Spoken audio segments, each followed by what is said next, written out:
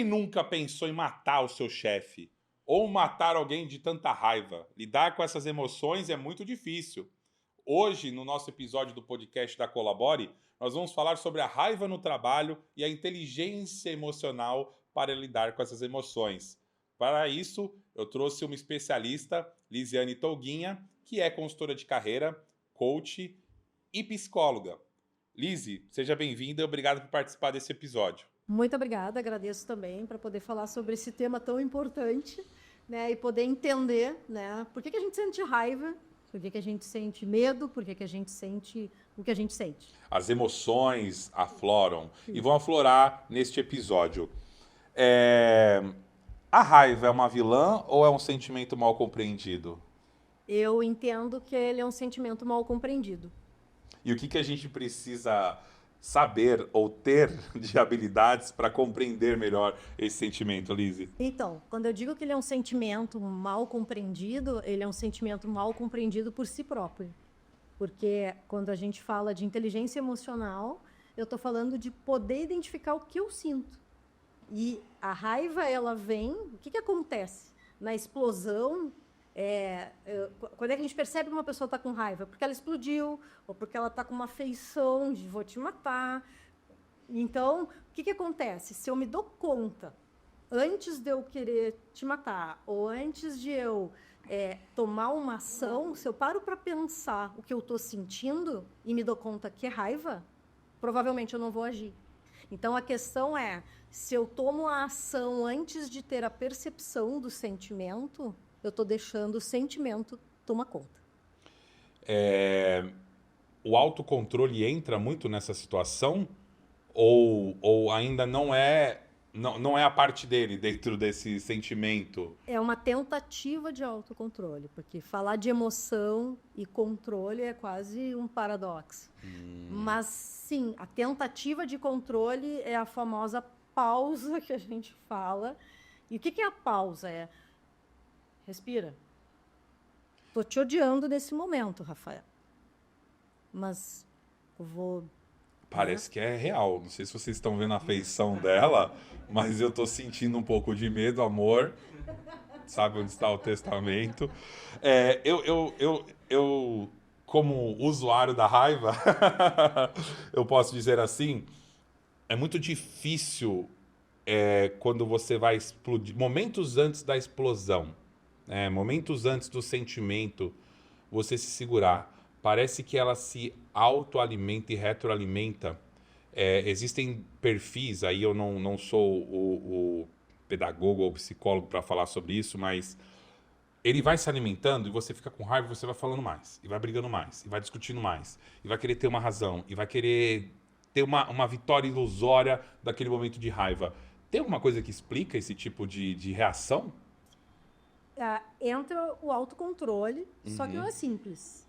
Sim. Então, e aí eu vou falar algo que vai parecer clichê, mas clichê é o que é comum, que é o autoconhecimento. Eu poder me dar conta que quando o Rafael está na minha frente, me desperta raiva.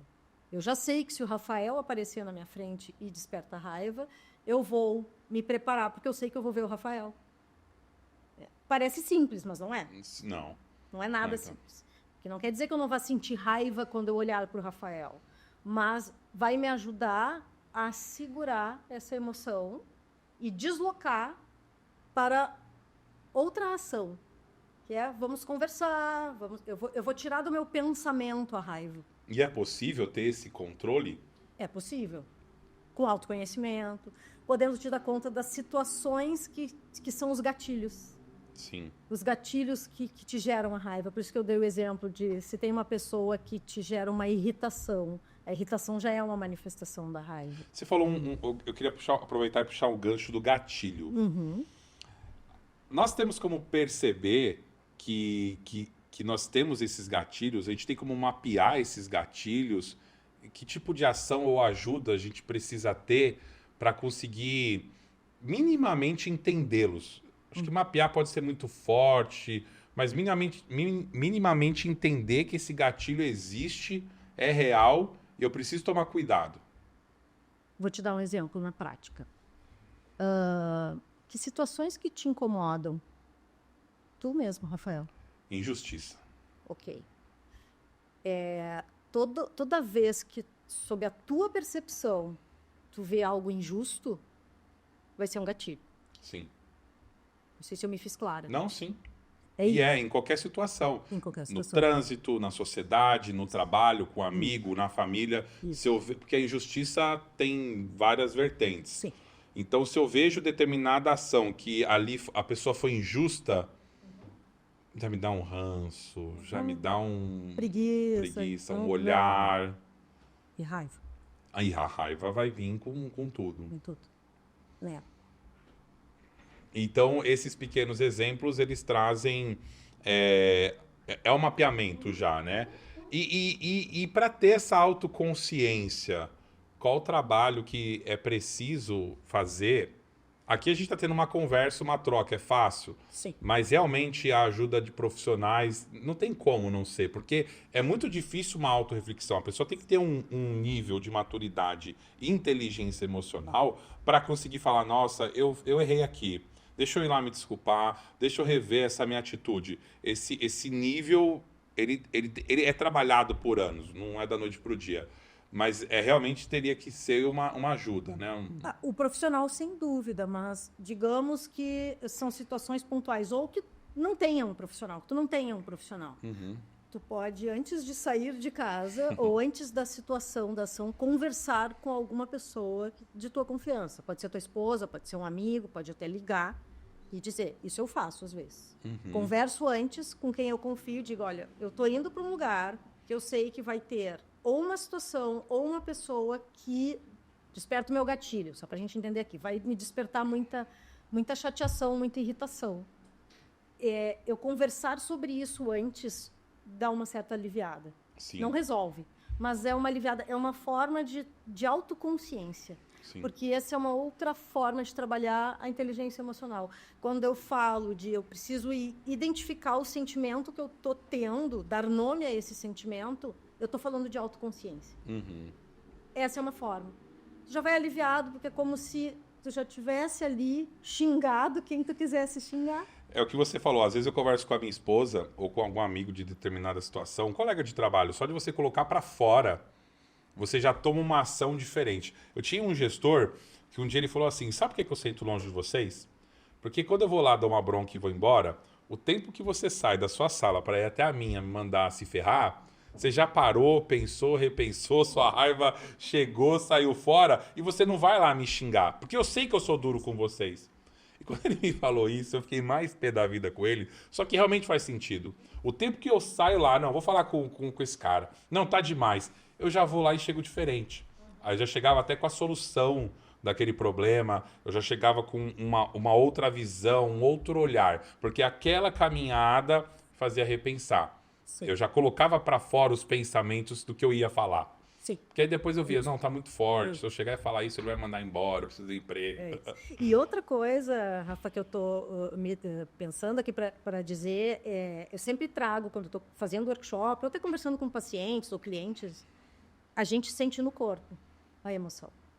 Se parar para pensar na raiva, que é o que a gente está focando, ela é localizada em algum lugar do teu corpo. E, geralmente a raiva ela está muito no abdômen. Não é uma regra, mas, ou uma tensão.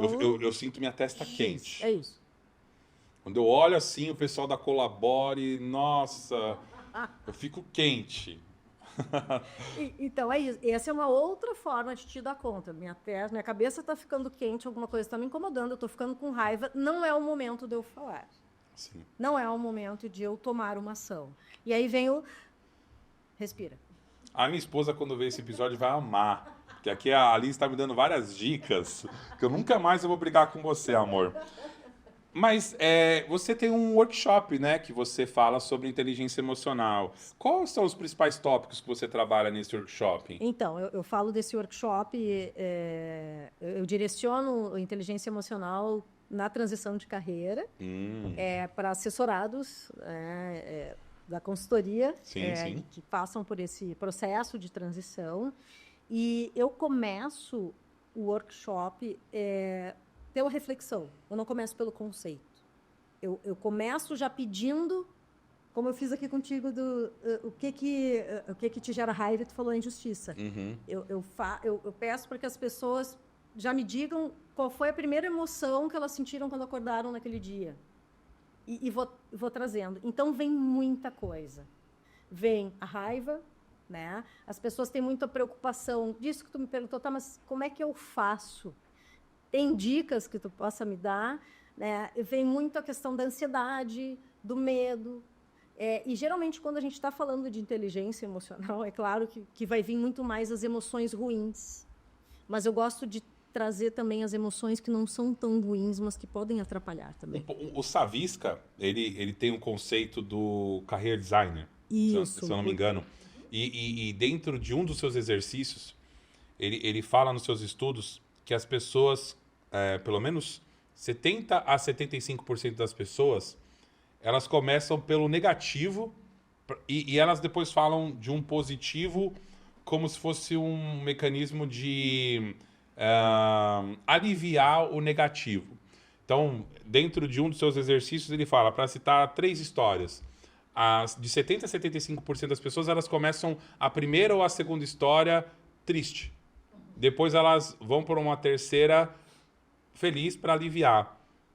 Só 25% a 30% já fala da história feliz. Quando eu aplico essa ferramenta na transição de carreira, realmente é mais ou menos esse número. A maioria não vem com a parte boa. O ser humano hoje, aí entra esse gancho do Savisca para minha pergunta. Será que nós estamos nos acostumando com as tragédias? Eu não sei se estamos nos acostumando, porque não é algo de agora, né? O que o Savicas traz é que nós, né, na nossa narrativa, o que nos marca muito mais e fica mais presente são os momentos negativos. E aí vem, se a gente vai pensar em toda a dinâmica, vem a insegurança, o medo, a ansiedade, a raiva. Então, tem uma questão cultural, meu entendimento, Sim. de que a gente não pode ver coisas boas, porque senão a gente vai estar se achando. Né? Eu acho que é uma hipótese que eu trago. Sim. Porque muita gente acha que essa felicidade vai diminuir, né, a outra pessoa ou uma determinada situação. Ou tipo assim, quando trabalha em algum ambiente de uma cobrança extrema, que a gente escuta falar muitas vezes, se tu fez o certo, tá tudo certo. Não fez mais do que a tua obrigação, mas se errou, aí vem e chama atenção. Se eu vou fazer uma analogia com isso. Eu tenho coisas boas, mas o bom eu não preciso ressaltar, porque senão pode ir por um outro viés. Então, isso é uma das coisas, é uma hipótese que eu trago, claro, que eu vejo, porque quando a gente trabalha na linha do life design, quando trabalha com narrativas de vida, realmente, quando eu peço, conta a história da tua vida e me relata momentos importantes. Eu não estou dizendo me relata momentos importantes negativos, né? Estou dizendo momentos importantes. Mas vêm os momentos negativos porque são os que marcam, porque trazem dor, porque são os que ficam. E se a gente vai pensar hoje mesmo, talvez é mais provável eu lembrar do que me doeu do que me deu satisfação. Então, acho que tem uma questão cultural, uma questão da gente não ter sido educado a celebrar também. Exato, celebrar as pequenas vitórias, as médias, as grandes vitórias. E é cultural, eu vejo realmente como cultural, porque se a gente for... Eu vou pegar um histórico, por exemplo, dos meus bisavós, avós, mãe, e agora até a minha geração. Você vai na casa de determinado parente, é só tô doente, é dor ali, é remédio. Não fala uma coisa boa. Sei lá, eu fiz um passeio, uma viagem, eu li um livro, eu aprendi uma habilidade. Não, tô com dor no joelho, tô tomando tal remédio, tenho exame para fazer. Isso. E isso vem de anos aqui na nossa... Tô falando aqui na minha família, mas eu acho que milhares de famílias têm histórias parecidas. Como mudar uma cultura dessa interna? Treinando. Dia a dia, né? Dia a dia. E agora me veio vários exemplos, né, Rafa, a gente está falou em transição de carreira, né, nós trabalhamos com transição de carreira, que eu sempre trago, e nos workshops isso é outra coisa que vem. O currículo. Eu sempre digo para a pessoa, por que o currículo é tão difícil de fazer, né? as pessoas fazerem. Sim. Tu fazer o teu próprio currículo. Falar de si, né? Falar as coisas. Porque o currículo você vai falar o que você fez de bom, seus resultados, a sua trajetória de vida. Currículo vitae, do latim, trajetória de vida. Isso. Por isso que ele é difícil. E é isso que eu falo. É difícil porque vai fazer tu pensar em tudo que tu construiu, nas tuas fortalezas, nos resultados que tu entregou. E ali a pessoa trava. Porque tu já está num momento te sentindo vulnerável. Já está te sentindo... Saindo de uma inércia. Péssimo. E aí eu não consigo lembrar de coisas boas.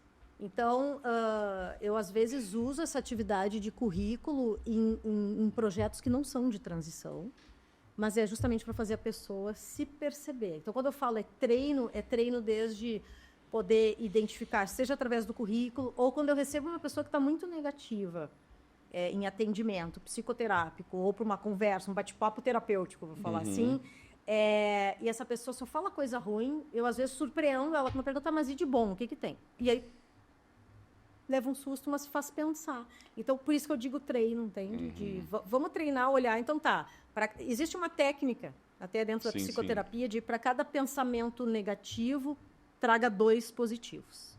E isso é técnica.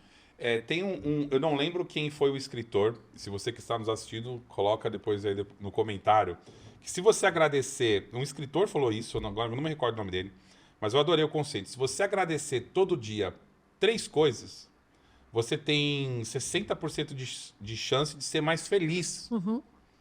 Então, agradecer por acordar, pelo alimento, pelo trabalho. Agradeci porque eu fiz um exercício físico. Agradeci porque eu escrevi um texto. Agradeci porque eu estou gravando esse podcast com a Lisiane. Se você começa a ter pelo menos 3 agradecimentos, você se torna uma pessoa mais feliz. E todo dia você tem que agradecer 3 vezes. É um treino. É um treino para agradecer. E assim, eu não vou levar essa conversa para um teor espiritual, mas independente de religião, todo mundo tem sua crença. Eu tenho a minha. E em determinado momento essa semana eu falei, nossa, eu estou afastado da minha crença.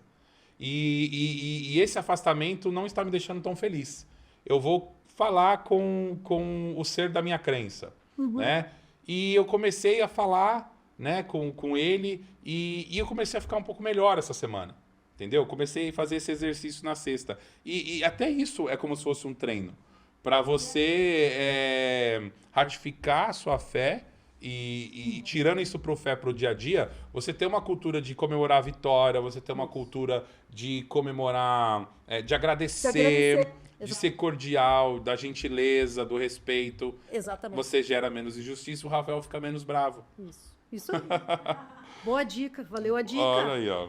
E aí, Rafa, só para eu complementar o que tu está trazendo do treino, existe também outras técnicas e atividades que se pedem, e isso, principalmente em trabalho de coaching ou mentoria que seja, mas mais no coaching, é o diário de bordo. Sim. Todos os dias, tu vai, no final do dia, escrever 3 coisas boas que aconteceram no teu dia. E quando eu dou essa instrução, eu digo, e não precisa ser coisas mirabolantes. Tu pode agradecer pela comida, que estava maravilhosa, por tu ter dormido bem à noite. Isso é o treino. E quando eu falo treino, eu estou falando porque a gente precisa mudar a mentalidade, ou o mindset, mas tem uma questão neuropsíquica que ela vai sendo alterada. E ela só é alterada com a repetição. Sim. Não tem um conceito que uma pessoa muda de hábito depois de 90 dias? Ou ela começa a preparar a mudança? Tem mais de um conceito. Tem um que é a partir de 21 dias. Nossa, esse eu quero saber. Não, tu vai ver várias técnicas, que principalmente quando deu o boom do coaching, de 21, que por 21 dias tu repetir, tu consegue ir mudando aquele hábito. O problema é chegar no dia 21. O problema é chegar no 21. Sem sentir raiva, Sem né? sentir Porque tu raiva. não aguento mais ficar agradecendo 21 dias aqui, não é? Eu fazer exercício físico 21 dias na academia, fazer uma caminhada. Mas tem uma questão química, é isso que eu quero trazer também. Não é só pelo falar ou pelo escrever. Tu vai provocar uma alteração química, uma alteração neuropsíquica. Entendi. A gente está falando muito da raiva e desse autocontrole. Será que o medo não está um pouco oculto para essa explosão de sentimentos ou para engatilhar outros sentimentos? Você sente raiva porque você está prestes para sentir um medo, ou você tem uma preocupação e aí você sente raiva ou impotente, porque isso vai... Eu não sei se o medo, não sei se existe uma ordem categórica, né? Você colocar os sentimentos, mas eu vejo que é muito próximo o medo da raiva. Dependendo, sim. E aí vai depender do contexto e da história de cada um. Então, o medo, às vezes, quem está com medo, o inverso também acontece. Na realidade, está mascarando a raiva. É melhor e mais aceito pela sociedade eu sentir medo do que raiva. Agora, a raiva, ela pode também estar mascarando medo, porque o medo pode te levar a pensar, se eu tenho medo, eu sou frágil. Se eu sou frágil, eu sou fracassado. Então, é melhor eu demonstrar raiva, porque a raiva, ela remete a pensar que eu sou poderosa também. Então, a raiva pode ser produtiva? Eu não vejo uma forma dela ser produtiva. Não? Eu não vejo. Deixa eu contextualizar a minha resposta. Se for uma raiva na impulsão, Ah, não. Como nós estamos falando da inteligência sim. emocional, tu se dá conta? Mas aí o que tu está me trazendo não é exatamente a raiva, então. Quando tu diz produtiva. Deixa eu melhorar a minha composição aqui. Então, por exemplo, o meu gestor me solicitou determinada atividade. Não me deu a diretriz correta para aquilo. Aí eu vou lá e faço dentro daquilo que eu imagino. Quando eu vou apresentar, tá tudo errado. Não era desse jeito, eu não queria isso. Te gera frustração, te gera um pouco de medo, insegurança e, consequentemente, te gera uma raiva. Porque você falou, pô, mas Pode o cara matar não o me gestor, falou né? nada, eu quero matar o meu chefe. Isso. Tem um filme, né? Eu quero matar o meu chefe. Só que aí eu canalizo essa raiva que eu estou sentindo, ou frustração. Agora, pensando e falando, remete canalizar até outros sentimentos. Sim. E aí ele me dá um feedback ou me dá um posicionamento. Não, eu quero desta forma. Eu vou fazer aquilo, mas eu vou fazer aquilo com muita raiva. Ou vou fazer aquilo muito descontente, porque, pô, eu estou tendo um retrabalho. Se ele tivesse me passado de uma única vez, eu teria feito melhor. Por isso que eu falei da produtividade. Eu canalizo isso para fazer de uma melhor forma, para não ter o retrabalho. Entendi. Nesse sentido, ela tem como ser produtiva ou, na verdade, a produtividade é uma resposta para a raiva? É que eu não vejo que a motivação de tu ir fazer o trabalho foi a raiva. Tu sentiu raiva, ela tá ali também. Mas o que te motivou a fazer o trabalho foi... Porque se tu não fizer... Meu chefe fica quieto. Não com essas palavras, mas é para ter uma mas entrega. assim, Para ter uma entrega. provavelmente porque o que o teu chefe trouxe faz sentido em alguma coisa, porque senão tu contra-argumentaria. Sim. Ou, na pior das hipóteses, eu vou fazer porque senão vai ficar ruim para mim. Então, nesse sentido é que eu tô te trazendo um outro ponto de vista. Não foi a raiva que te fez. Entendi. Boa explicação para mim, acredito que para muitas pessoas, porque a gente acha que eu vou canalizar a minha raiva em algo produtivo. Já ouvi isso. Sim. Eu vou canalizar a minha tristeza.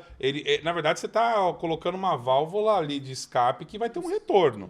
Não vai resolver. Então, eu acho que essa sua explicação, Até ela porque se cabe fosse muito assim, para isso. né, Rafa, nós ia ter um monte de gestor raivosos dando porrada, ou não raivosos, gestores dando porrada para que as pessoas tenham raiva e façam as coisas. Mas eu acredito que determinadas culturas, infelizmente, tem gente que, não, só funciona batendo. Isso. Mas aí funciona, é a gestão do medo Sim. e a gestão da raiva. E aí que vem o que tu estava trazendo da proximidade do medo da raiva. É. Não é uma regra, porque o medo também pode estar mascarando uma insegurança. E quando a raiva pode se tornar tóxica? A gente está vivendo esse período que as pessoas falam pessoa tóxica, cultura tóxica, gestão tóxica. Nunca se falou tanto disso, né? Acho que o número de pessoas tóxicas aumentaram na sociedade. Sim. E o quanto a gente consegue diferenciar? Ou não tem muito como diferenciar? O fato de você ser raivoso, você já se torna tóxico. Porque existe uma diferença entre a pessoa raivosa, a pessoa tóxica, né? Sim, tu pode ter momentos de raiva e de explosão, que eu acredito que todos nós tenhamos. Sim. Não o tempo inteiro. Agora, a diferença é se o tempo inteiro está na raiva. Quando ela se torna tóxica, dando uma resposta bem direta, mas depois eu quero explicar, é quando ela começa a te adoecer. Por isso a expressão, né? Tóxica. Né? Então, qual é o cuidado que tem que ter? Isso eu falei em algum momento, ou fiz alguma postagem sobre isso. Tu tem um gestor tóxico. Aí, teu gestor foi promovido, e tu considera ele tóxico, tu considera ele raivoso, tu faz 1000 críticas em relação a ele sobre isso, fala para os teus colegas sobre isso. Aí o teu chefe é promovido e tu é promovido para o lugar dele. O que tu faz? Tu opera, tu faz a gestão do mesmo jeito. Sim. Aqui também está a toxicidade, de não parar para se dar conta que eu posso fazer um outro modelo de gestão, eu ser um outro modelo. E dentro disso da inteligência emocional, será que não cria um outro sentimento que é o ego? Quando eu sento nessa cadeira, quando eu atinjo determinada posição dentro de uma organização que tem um prestígio, que tem um valor, que você tem subordinados, até ele ter a noção que ele é um líder, não é o primeiro sentimento. Muitas vezes, dependendo, é motivado pela ganância, pelo ego e pelo poder. Sim, Agora, eu tenho o poder decisor de mandar e é o que você disse. Muitas vezes ele não muda, ele continua a mesma linha. Ele repete.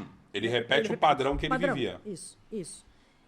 A minha hipótese é que o ego, o que tu está chamando de ego, é aparentemente ego, mas na realidade é o medo. É o medo de não dar conta daquela cadeira, é o medo de não ser aceito e é o medo de não conseguir fazer as entregas, que é o não dar conta. E geralmente isso acontece. Eu atendo muitos executivos, muitas lideranças e em mentorias também. E muitas pessoas me procuram porque elas estão na primeira liderança. E elas procuram porque elas querem dar certo. E se elas procuram porque elas querem dar certo, se eu vou fazer o exercício de que sentimento tu está tendo nesse momento dessa cadeira? Medo, insegurança. E aí vem a gente projetar o contrário do que a gente está sentindo, a raiva para mostrar poder, porque acha que demonstra poder. Ou não, eu estou firme aqui, mas eu estou, na realidade, com medo. Vou dizer outra palavra aqui. Então, esse ego é um suposto ego. Porque quando a pessoa tem um ego mesmo, falando agora psiquicamente do bom ego, ela está muito tranquila, ela não precisa gritar com ninguém.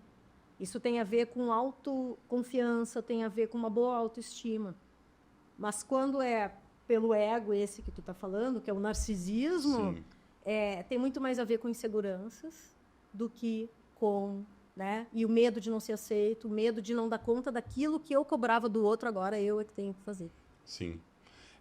Tem alguns gestores que eles sentem dificuldades até dos seus resultados eles serem entregues a partir do seu time, da sua equipe. Eles preferem muitas vezes que parta dele próprio, porque aí eu consigo garantir ou não a minha entrega.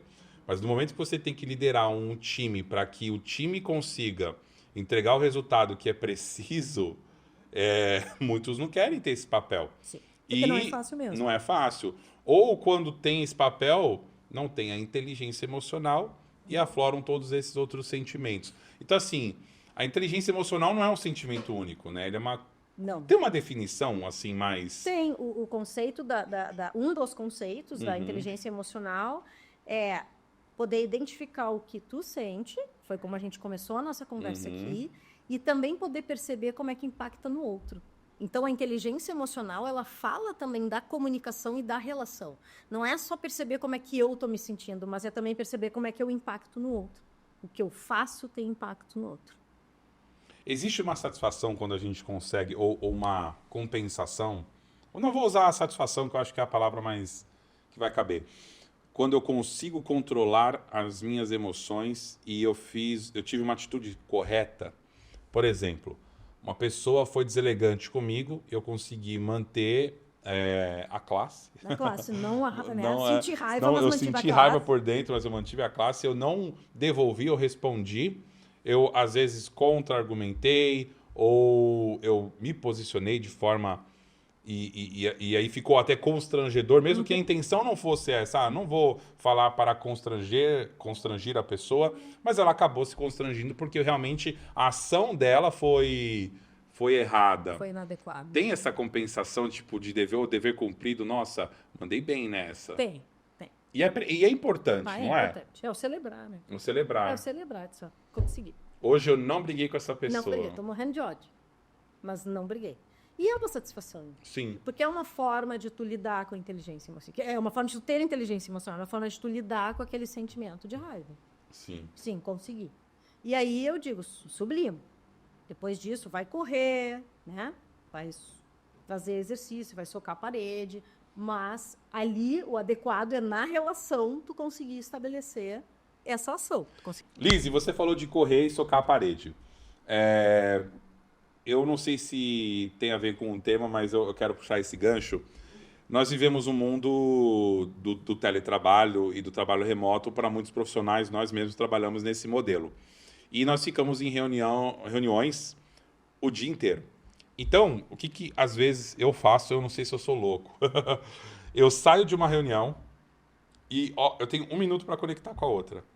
Eu vou lá e dou um berro. Assim. Ah!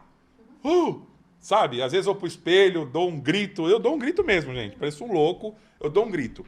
Mas é a forma que eu tenho de me desconectar daquele tema para voltar para um outro call de um outro tema e me conectar. É um exercício, pessoal. Cada um faz o que quer.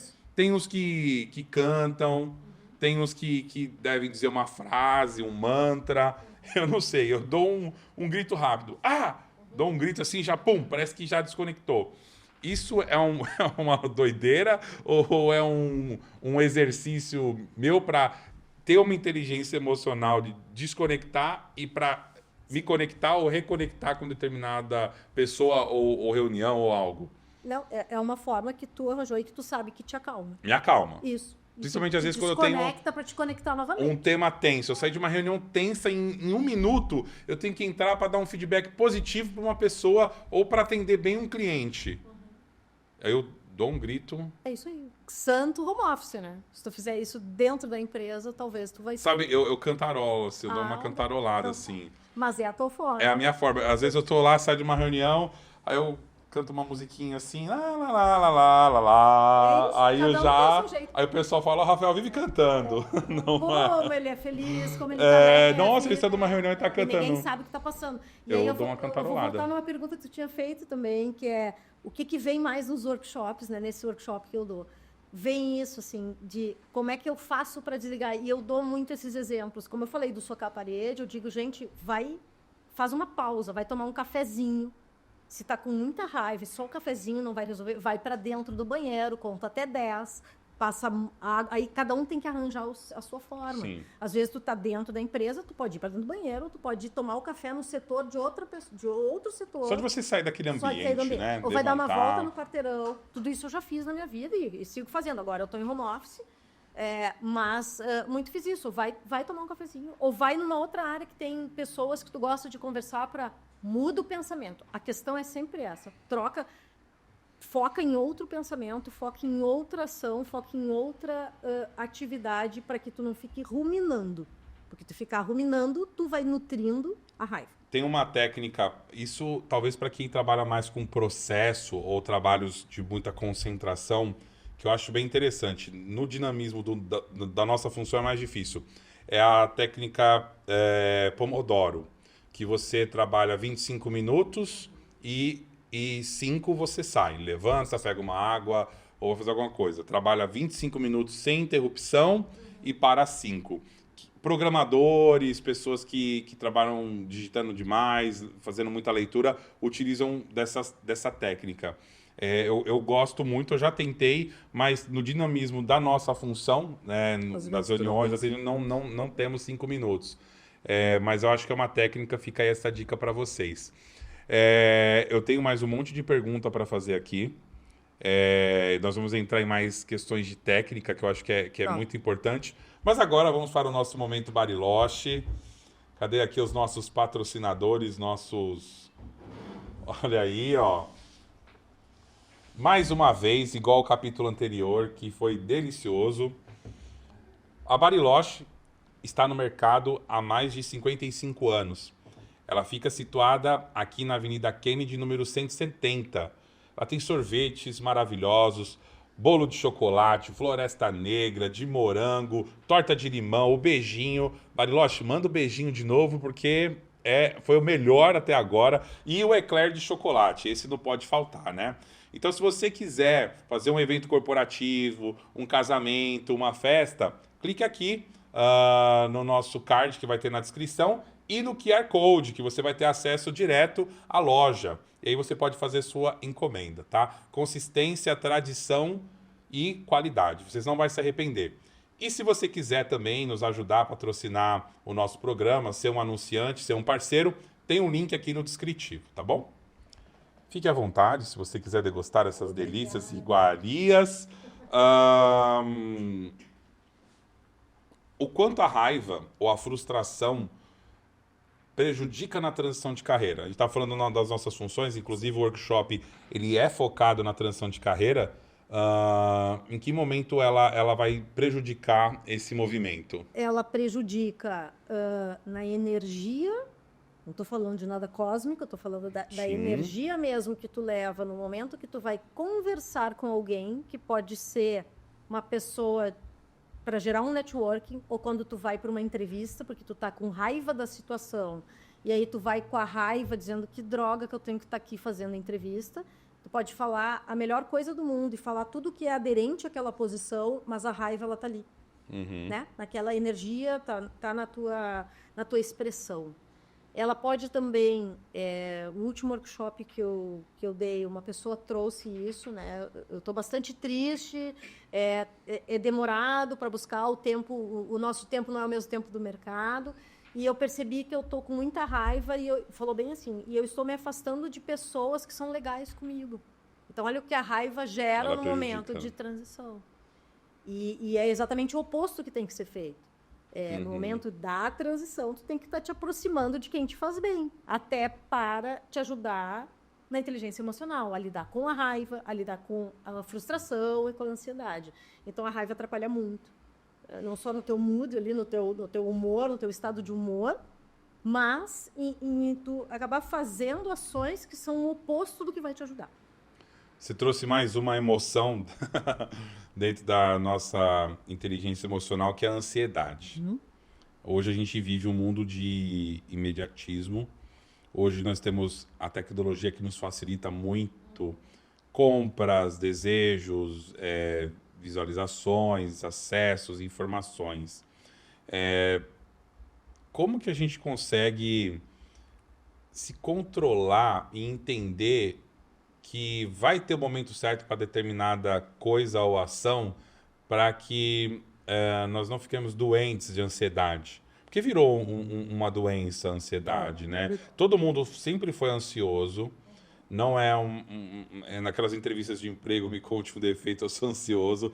Todo mundo é ansioso, mas existem os graus da ansiedade. Sim. O que a gente pode tentar fazer para diminuir essa ansiedade para esses casos que eu citei? Eu sempre vou trazer, eu vou parecer repetitiva e serei, que é primeiro se dar conta do gatilho. O que está te gerando a ansiedade? Eu estou indo para uma entrevista e eu estou... passa na minha cabeça que eu estou há tanto tempo desempregada, que eu não vou conseguir pagar a conta do mês que vem. Isso vai te gerar mais ansiedade. É importante tu poder pensar o que tu construiu até agora. De novo, pensar nas coisas positivas. Não é nada fácil. Nada fácil. Mas não tem outra forma a não ser tu entrar em contato e encarar.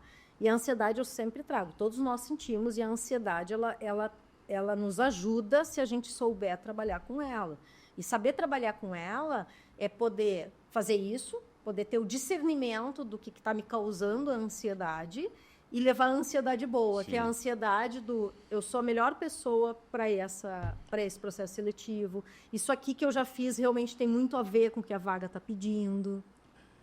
Tem um livro que é muito famoso, que acho que o próprio nome dele é Inteligência Emocional. Não lembro, Daniel Goleman.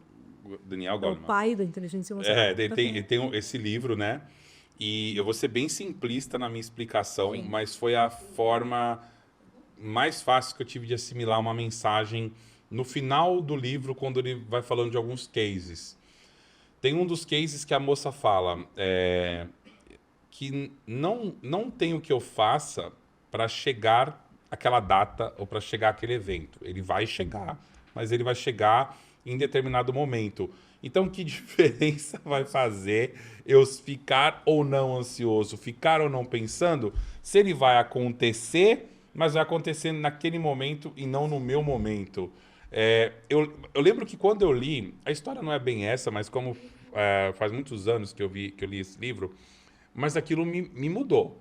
Que até hoje eu acho que a minha ansiedade ficou muito melhor controlada por causa desse insight do livro. Não vai fazer diferença eu ficar pensando na causa. Aham. Tem horas que eu vou ter que ter uma ação. Olha, eu preciso resolver este problema. Então eu tenho que parar o que eu estou fazendo para resolvê-lo. Eu não posso ficar alimentando na minha mente esse pensamento. E tem coisa que não tem jeito, eu tenho que simplesmente esperar. Isso, isso. Isso é o discernimento que eu falo também. Porque eu sou que nem tu. Eu também aprendi que tem coisas que não adianta o que eu fizer, vai acontecer só lá. Então eu desconecto daquilo. Mas tem pessoas que não conseguem. Tem a ver Os com a sua história, gatilhos, os a gatilhos. história. E uma coisa, Rafa, importante de eu trazer. Eu estou falando de situações de pessoas que não têm nenhum problema neurodivergente ou algum transtorno. Porque a ansiedade, dependendo, ela pode estar associada, então, né, bom separar. excluindo, né, o que são problemas neurodivergentes? Transtorno de espectro autista, o TDAH, e transtornos de ansiedade propriamente, que já está num nível de doença e que precisa de medicação, o transtorno depressivo. Então, excluindo isso, nós estamos falando de situações com pessoas que não têm, né, nenhuma dessas situações, que daí tem condição de conseguir trabalhar a sua ansiedade. Exato. No ambiente corporativo, prazo, meta, como que as empresas podem investir para ajudar os colaboradores na saúde mental mesmo e ter uma melhor inteligência emocional? Quais ações você acredita ou pode compartilhar de insight dentro do que você estuda e atua, Lizzy?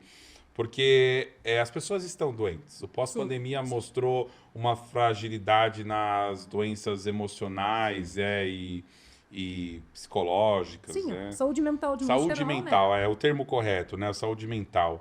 E muitas pessoas sofrem caladas, o burnout, que é uma consequência desse acúmulo de pressão.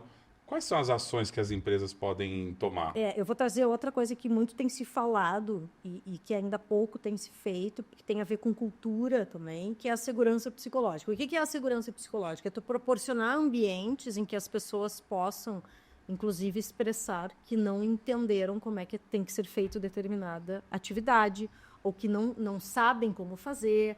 Né? Então, é ter um espaço onde as pessoas se sintam incluídas também no projeto. Então, é óbvio que, por uma questão de organização, se faz muito necessário ter hierarquia, ter a gestão. Mas quanto mais essa gestão estiver aberta à escuta e se der conta dessas questões, o que gera mais raiva dentro das empresas, que eu estou trazendo outra coisa, foi que tentou, é a maldita da meta, que sempre vai existir. Mas é o que gera raiva, porque eu recebi uma meta e aí eu tenho que cumprir, eu tenho que fazer a minha equipe cumprir. Então, coisas que eu sempre digo quando eu faço trabalhos com empresas é isso. Tu está tendo espaço de escuta, ou quando tu está no papel de gestão, tu está também falando com o teu gestor sobre isso? Mas muitas vezes, não querendo te cortar, mas assim, a empresa não abre esse espaço, ou quando abre, não sei se... Não posso ser generalista, mas muitas empresas não é sincero, porque quando você faz uma avaliação 360 e o seu gestor vê que o seu colaborador te deu uma nota baixa, ele já fica a pé da vida com o time, ele quer descobrir quem é, ele quer penalizar. Não, vou mandar embora, ele é um detrator de cultura. Mas às vezes ele falou algo sensato, um feedback que você precisa receber, porque isso atrapalha o time, a equipe e o próprio colaborador, e você quer caçar a bruxa. Sim, mas aí não tem a ver com a empresa, tem a ver com a maturidade do gestor, do indivíduo. E quando eu estou falando do espaço de escuta, não é em situações formais, é no dia a dia, é na rotina. Eu saber que contigo, Rafael, eu posso falar de coisas que eu acho legais e coisas que eu não acho legais. E a gente pode ter um debate em que eu vá divergir de ti, mas ainda assim a gente está construindo. Entende? Então, é no dia a dia, eu ter essa... Quando eu falo da segurança psicológica, tem a ver com isso, que tudo bem, eu vou falar que eu não gostei do que tu fez, e tu é meu gestor, Mas eu tô tranquila em te falar isso porque eu não vou ser, né, riscada. Que daí tem a ver com com a individualidade, como eu falei. Sim. Né? É uma questão do indivíduo. Inteligência emocional Então, de receber eu aquele concordo feedback. contigo que muitas empresas, às vezes, tentam abrir espaços, mas tem que contar também com a maturidade. E aí, o quanto as pessoas estão preparadas para isso. A raiva mal resolvida prejudica a carreira até que ponto? Prejudica a carreira ao ponto... Ou prejudica sempre a carreira? Não posso afirmar que é sempre, porque pode ser que a pessoa tenha muita sorte, pode ser que ela seja o dono da empresa. Sim. Né? Mas prejudica na satisfação. Porque eu acho que quem vive na raiva não consegue ver satisfação nas coisas. Exato. Né? Não consegue... É isso, ver que tem coisa legal acontecendo. É um eterno insatisfeito, né? Você falou agora esse ponto, o eterno insatisfeito. Tem pessoas que, para chegar até o sucesso, passam por cima de tudo e todos. São escolhas. Ela fez aquela escolha de não me dedicar à família, de passar por cima, ou às vezes não passar por cima, mas ser um workaholic, e só o trabalho importa, só o ganho importa, e eu vou ter pequenos momentos e lapsos com a minha família. Ele também tem que ter um alto índice de inteligência emocional para manter essa intensidade dele, do executivo. Aí eu questiono se ele está tendo uma boa inteligência emocional. Porque a inteligência emocional, ela pressupõe, eu sempre vou dizer isso, tu reconhecer o que tu sente. E quem começa a fazer muito isso, de não, eu vou a qualquer custo, está negando algum sentimento. Eu nunca tinha parado para pensar nisso. Está passando por cima de algum sentimento. Exatamente. Muito difícil alguém, não estou dizendo que é impossível, mas muito difícil alguém, e workaholics, que a gente sabe que existem muito. Eles estão passando por cima do sentimento. Eles estão passando por cima do sentimento. E eles nem vão querer saber. Eu não posso sentir saudade, eu não posso sentir falta, eu não posso sentir tristeza. Não vou sentir isso. Eu tenho que dar certo. Será que é porque o foco dele é muito maior, o objetivo dele é muito maior do que o meio do processo? Por exemplo, tem um filme que é baseado num livro, que eu não lembro o nome do livro, mas é O Poder Além da Vida. Que a pessoa fala que o mais importante não é a chegada, mas é a jornada, o caminho. É isso. Será que a pessoa, nesse caso não é o inverso, ele não está tão preocupado com a jornada, mas só com aquele objetivo final? Eu tenho essa hipótese também. E aí o que acontece geralmente? Cheguei até aqui, e agora? Vem um vazio. Porque não... se falava tanto da palavra propósito. Aí eu recebia pessoas assim, eu não consigo identificar meu propósito. Está tudo certo. Porque realmente é difícil. É difícil. E aí eu sempre trazia para isso. O que importa mais e que vai te nutrir mais tu te dar conta da jornada. O que tu está fazendo, E aí pode ser... E tem pessoas que não vão se dar conta. Eu venho passando esse momento de reflexão da minha vida. Aqui, abrindo para o público. Vamos lá. Cadê meus advogados? Já estão aqui. Realmente, não é assim... Talvez a minha meta, a minha missão... Todos esses levantamentos, nós que temos a formação em coach, a gente já fez essa autoanálise, né? Até como aprendizado e exercício. Mas o que eu quero dizer é assim, como é que eu vou passar por isso? Uma coisa que eu comento muito com alguns amigos e familiares, eu acho que a gente tem que tentar ser mais feliz. Agora, não é ser feliz quando ter a conquista, é este momento ser feliz. Eu preciso ser feliz agora com a minha família, ser feliz no trabalho. Eu falo muito isso pro meu time que fica mais próximo. Cara, vamos trabalhar feliz. Sim. Vamos ser felizes no dia a dia. Não vamos mais ter cara fechada, não vamos ficar com mau humor, não vamos nos abater com um problema. Que bom que tem problema, sinal que tem trabalho, tem oportunidade de melhoria e solução. Eu tenho passado um pouco por esse momento, compartilhado muito com as pessoas, de tentar ser mais feliz e de olhar essa caminhada e até talvez revisitar o meu propósito. Sim. Porque esse propósito, essa meta ainda não atingida, ela pode ser mudada. E eu vejo que é um caminho interessante. Eu queria saber o seu ponto de vista. Como que é para você, se você considera interessante ter essa autorreflexão e se isso faz parte de um início de maturidade de inteligência emocional? Eu acredito que possa fazer. parte de maturidade de estar lidando com a inteligência emocional, sem dúvida. Porque quando tu me diz isso, assim, vamos ser felizes agora, me faz pensar antes disso, o que é ser feliz para cada um. Sim. Né?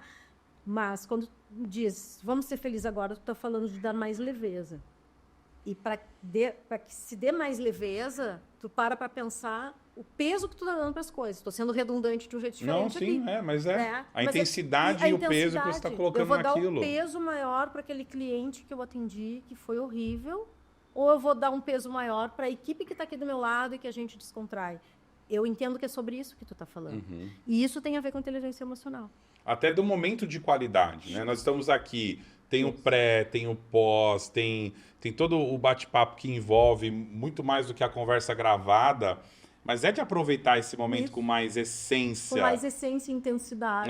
Porque dificilmente eu vou assistir, eu vou ser sincero, dificilmente eu vou assistir essa conversa. Sim. Talvez o produtor, as pessoas assistam, mas eu estou vivendo essa conversa. É isso. E viver o antes, o depois e a introdução de tudo isso, para que tenha mais qualidade mesmo no dia a dia. Porque quando tu faz isso, com certeza tu está trabalhando em inteligência emocional e tu está vivendo efetivamente.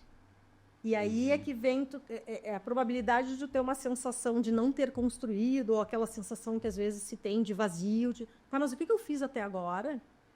Tem muito a ver com isso, quando tu não dá significado porque tu está fazendo nesse momento. No não olhar para trás é importante para isso. Você saber que você está evoluindo, que você está seguindo um caminho e não olhar para trás e seguir em frente. Isso. Olhar para trás em alguns momentos necessários, mas não ficar dando ênfase a isso. Principalmente a questões, aquilo que a gente falou antes, se tu ficar só pensando no cliente que eu atendi, que me deu que raiva, aonde é que tu está colocando a importância das coisas na tua vida. Exato. E isso dentro da família também, no dia a dia, com esposas, com filho, todas as relações. É você ter uma intensidade, ter interesse, conversar, compartilhar. E ser genuíno, né? Ser genuíno, é verdade. A gente fala muito até do network, né? Ser genuíno, ser uma troca genuína. Ser uma troca genuína. Então, a inteligência emocional também ser uma troca genuína. Você disse que a raiva pode ser uma ferramenta de crescimento ou não? Ela não é uma ferramenta para nada. Ela é uma ação e ela precisa ser transformada em motivação. Tá, como ferramenta eu não consigo enxergar. Eu, Lisiane, pode ser que tenha. Mas como sentimento ela tem uma função. Todos os sentimentos têm função. Eu não consigo não falar do filme, né? Das emoções. Divertidamente. Muito obrigada, Sofinha. O Divertidamente. Tem a raiva, a gente vê que a raiva tem uma função, o medo tem uma função, o nojo tem uma função. Então, a raiva ela tem uma função. Daí a dizer que ela é uma ferramenta, eu não me arrisco. Mas qual é a função da raiva? É o alerta para que tu pare para refletir o que está te acionando ali. Ela pode ser ferramenta, eu não consigo ver, Rafa. Eu, Lisiane. Não, exato. Existe algo para treinar a inteligência emocional? Um pouco de tudo que a gente falou, assim, mas principalmente o autoconhecimento, tu entrar em contato com o que tu está sentindo. Aí é o difícil, porque se a pessoa é mais impulsiva, e é claro, quando a gente é mais jovem, mais difícil não ser impulsivo, né? Mas é por aí, assim, tudo que a gente veio falando até agora, de primeiro identificar o teu sentimento, falar sobre ele com quem tu confia, ou com algum profissional, poder assumir e acolher o sentimento, porque às vezes a gente sente e não quer sentir, mas estou sentindo isso. E na transição a gente vê muito. O não sentir é muito... O não sentir é adoecedor. Ele é muito complicado, né? Você não pôr para fora, negar. Isso é que leva à doença. Tem não é um conceito, mas é uma expressão numa aula que eu tive, numa pós-graduação que eu fiz recentemente, que ela trouxe o E-motion, que quer dizer a emoção em movimento. O que quer dizer emoção em movimento? É tu parar para entender o que sentimento está sendo esse, tu ter o discernimento, tu nomear. Isso é tu colocar ele em movimento, porque daí ele vai dissipar. Agora, se tu não coloca ele em movimento, tu fica segurando. E isso vai te adoecendo. Porque vai aparecer em alguma parte do corpo, né? Aí vem as somatizações, ou vem as enxaquecas, ou vem as... Enfim, né? Dor de estômago, Isso. enfim. Que é quando tu tá suprimindo, tu tá negando aquele. Não quero nem falar sobre isso. Não, mas tu precisa falar sobre isso. Nem que seja falar contigo, né? Será que o modo de vida hoje, tão conectado, até barra desconectado, que nós estamos entre as pessoas, e na correria do dia a dia, nas metas, entregas, desejos, afazeres, a, a gente ocupa demais a nossa agenda, a gente ocupa demais. Eu sempre tenho. Hoje eu até coloquei uma reflexão no meu Instagram sobre até o barulho. Eu tenho agido melhor no silêncio do que com música, com barulho. A gente vive um momento barulhento também. Faz com que a gente reprima esses sentimentos e muitos não querem. Eu não tenho tempo para ver isso. Eu não tenho tempo para fazer terapia. Eu não tenho tempo para repensar minha carreira. Eu não tenho tempo para fazer um processo de coach, mas é necessário.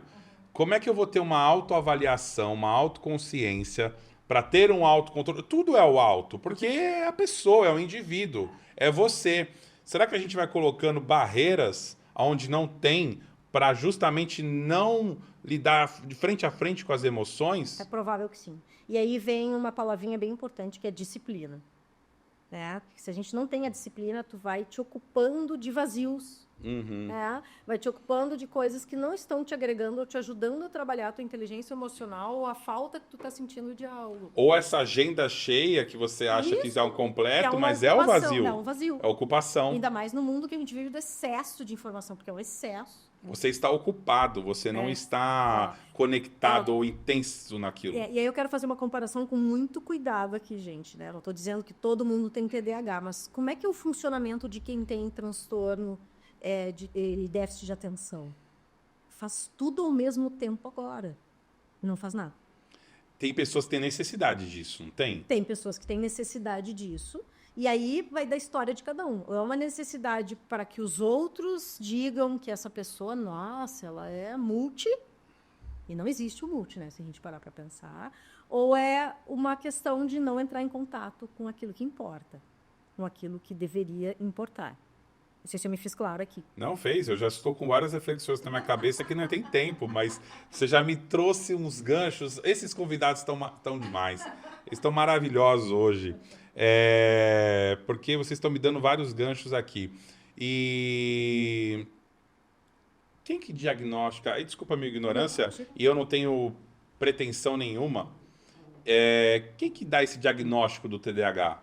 Neurologista. O Neurologista. TDAH ele é um problema neurológico. Ele não é um problema psiquiátrico. Ele é um problema neurológico que causa um problema comportamental. Eu duvido, com todo respeito, que muitas pessoas que falam que tem TDAH, eles foram no neuro para fazer um diagnóstico.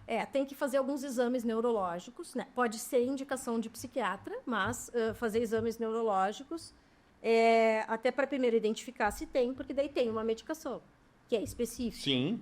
E por que tem que fazer psicoterapia? Porque o TDAH te causa muitos problemas comportamentais. Sim. E aí vem uma psicoeducação, aí entra a questão da disciplina, de ter uma agenda, de ter horário para muitas coisas, que é uma forma de ajudar o teu cérebro a se reorganizar, ou ser organizado. Tudo volta para a técnica que a gente falou, para hábito, para as reflexões. Lizzy, tá sensacional, mas a gente precisa finalizar. Mas eu quero fechar. Que conselho você poderia dar para alguém que quer melhorar a sua inteligência emocional? Para alguém que quer ter maior controle das suas emoções? Tá. eu prefiro falar autorregulação. É tão bonito, mas não é porque é bonito.